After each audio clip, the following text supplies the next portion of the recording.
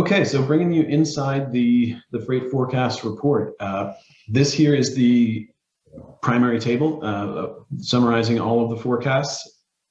We'll start up here at the top with capacity on the supply side. As I mentioned, tractor retail sales are critical in terms of understanding where the population of equipment is, and we model this under 11-year-old Class 8 tractor population.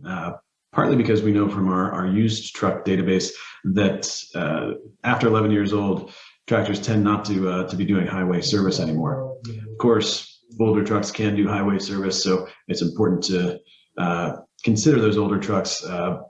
But at the same time, the productive fleet is really that under 11-year-old fleet, and so this provides some really good insight on the direction of freight rates. And we've also found, not only through the used truck database analysis, that suggests that older than 11-year-old trucks tend not to run very many miles. We also know that this under 11-year-old population historically correlates extremely well with truckload contract rates. So that provides the supply side. By the way, that truckload net income margin number that is the third data series on this page is very supportive of the Class 8 tractor sales forecasts, because as we like to say here, when truckers make money, they buy trucks. And we don't subscribe to the view that truckers just buy trucks to haul freight. We think that it is very much a financial economic decision, and when they are generating strong returns, that is when they invest in equipment.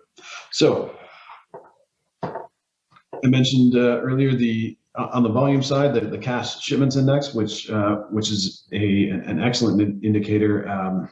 Cass overall is currently processing over $60 billion in payables.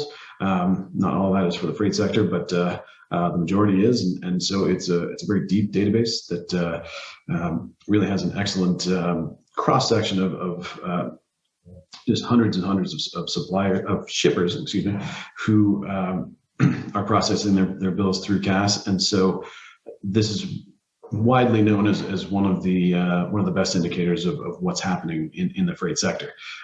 The freight composite index is the GDP-based measure. We also make an adjustment for productivity here, where if the trucking fleet is improving from a productivity perspective, then there won't be quite as many shipments as the GDP data might suggest. So the net productivity number is a good one to look at.